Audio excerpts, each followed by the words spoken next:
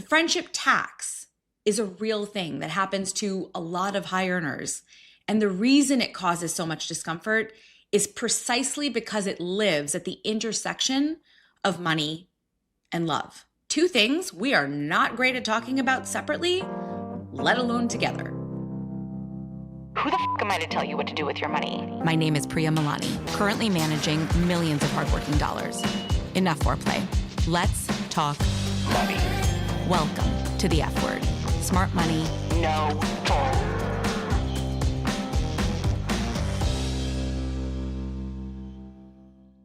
Hey guys, welcome to the F word. Today I want to talk about something that comes up a lot with high earners. It's the financial pressure that builds when your income pulls ahead of people you're closest to. It's called the friendship tax. And it describes the way that life unfolds differently for different people. Someone who was your financial equal at 25 is in a very different place at 35.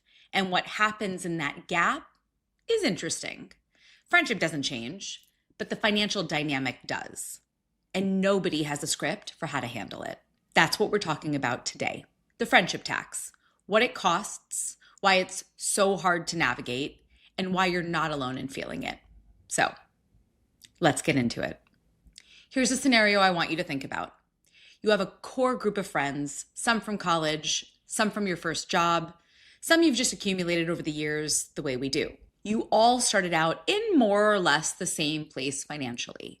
Entry-level salaries, similar apartments, maybe you were even roommates, splitting checks down the middle because it was easier and made more sense. Think about it. A first-year elementary school teacher and the finance intern living in New York City with 3 roommates have about the same disposable income when they're both 23. But your career took off, a few promotions, job change, maybe you move into a higher paying industry. Your income went from good to genuinely strong, 200, 300,000, more even. And your life started to reflect that. Better apartment, nicer vacations, restaurants that are usually written up somewhere. And the friendship stayed. That was never about money. But the symmetry changed, and it's getting a little bit more obvious. Now, there's this dynamic that nobody really talks about, but everyone can feel. You suggest the restaurant because you know everyone can get something there that they actually want. You book the slightly nicer house on the group trip because it's just more convenient. You pick up an extra round because it's easier than splitting it and doing the math. You cover the friend who's a little short this month, and then the next month. And then it stops feeling like a one-time thing. None of it's a big deal on its own, but it accumulates. And at some point, you start to feel something that's hard to name. Not resentment exactly, but a kind of low-grade annoyance, like you're absorbing the cost that was never explicitly put on you, and yeah, you're not really sure how to talk about it without sounding like a bad friend. So what does that actually cost you? Let's get specific, because I think the numbers matter here. If you're the high earner in your social circle, think about what that dynamic looks like financially over the course of a year.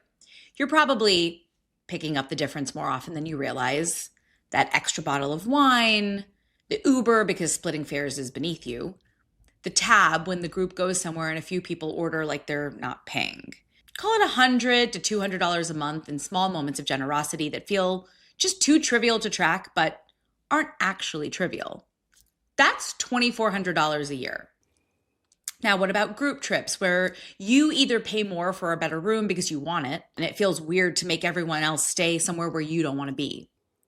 Either way, there's a cost, financially or in terms of the experience that you actually wanted. Call it $1,000 to $2,000 a year, depending on how many trips and where. Celebrations, birthdays, bachelorettes, engagement parties, where you contribute more because you can and because it would feel wrong not to. Another $1,000 to $2,000.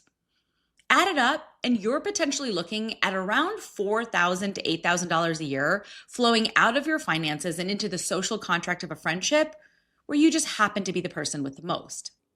And that's before you factor in the less tangible cost, the mental energy of constantly doing this calculus and never quite saying what you actually feel about it.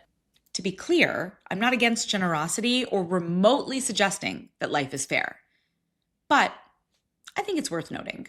Let's talk about what makes it particularly complicated for high earners. The discomfort runs in both directions. On one side, you don't want to be the person who makes your friends feel bad about what they earn.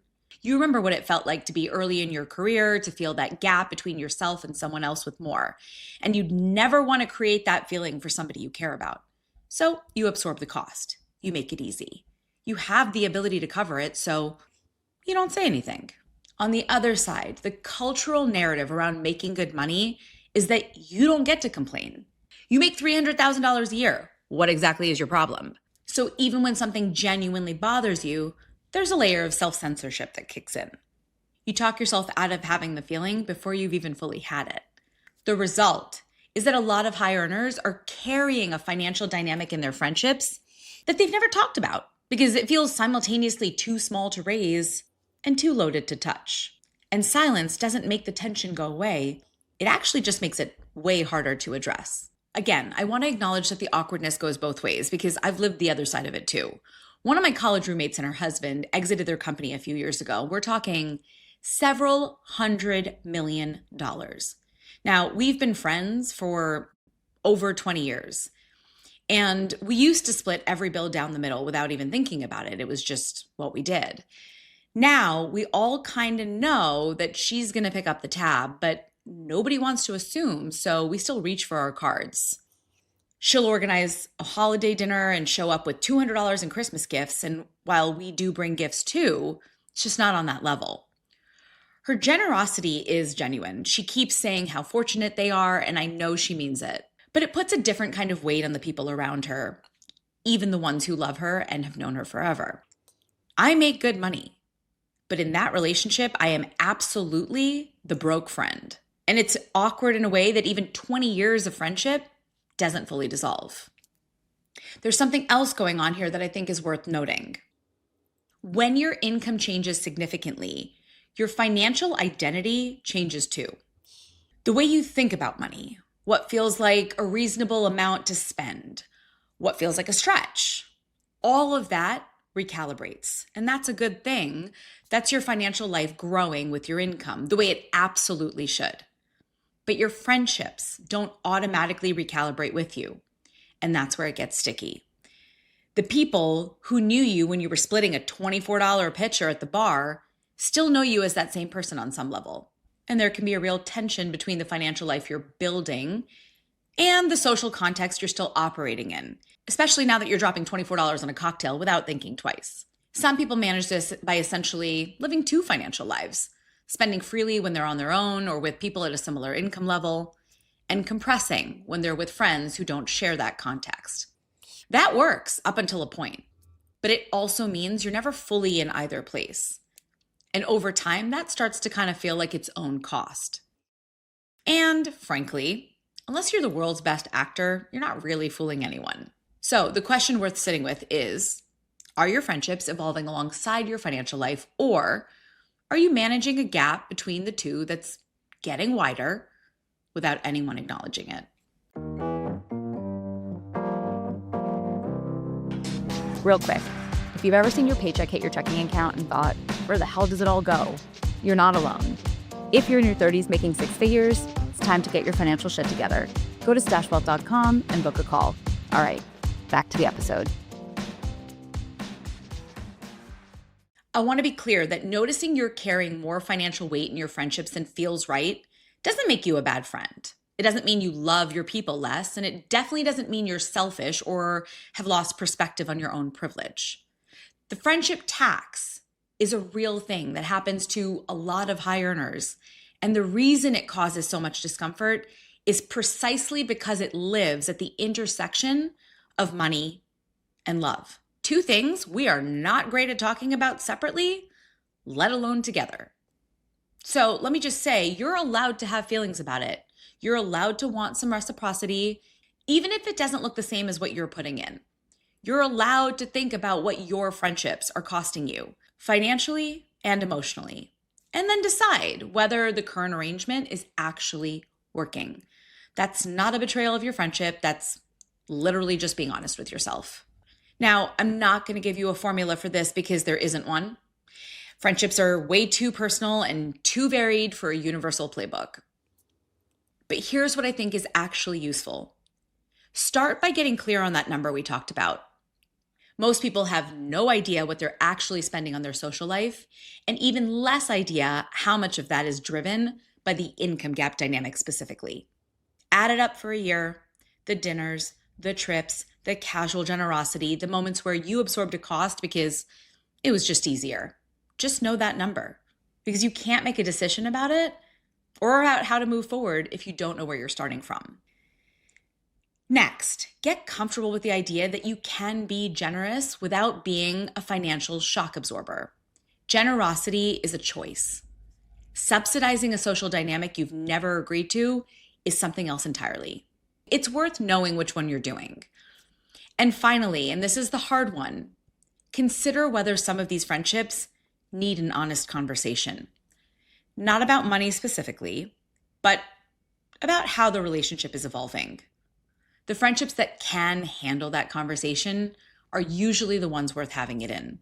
And the ones that can't, it's a good realization. Your income changed.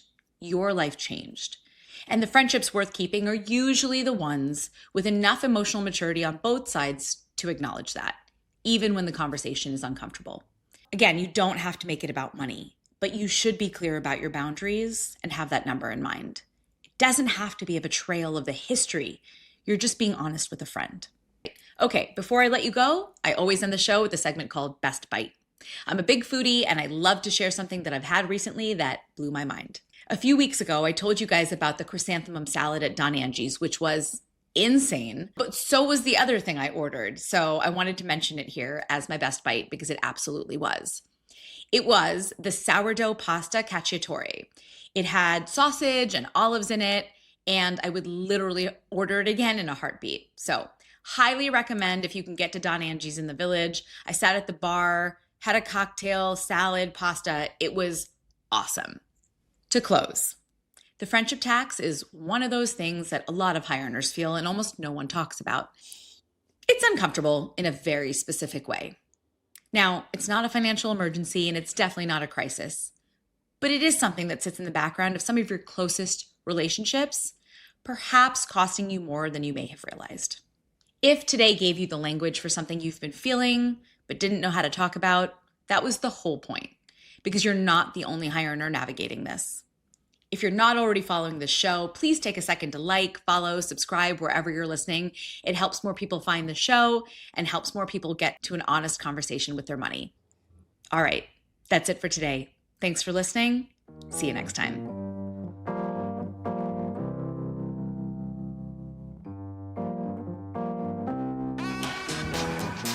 Thanks for listening to The F Word with Priya Malani. If you like what you heard, hit subscribe wherever you're listening and leave us a review while you're at it. We're approval junkies. Don't forget, you can find a ton of great resources, content, courses, and other freebies at stashwealth.com. Now, for the capital S stuff our lawyers want us to say. Stash Wealth is a registered investment advisor. Content presented is for informational and educational purposes only and is not intended to make an offer or solicitation for any specific securities, product, service, or strategy. Consult with a qualified investment advisor, that's us, before implementing any strategy. Investing involves risk, including the loss of principal. Past performance does not guarantee future results. There, we said it. Did I have that up?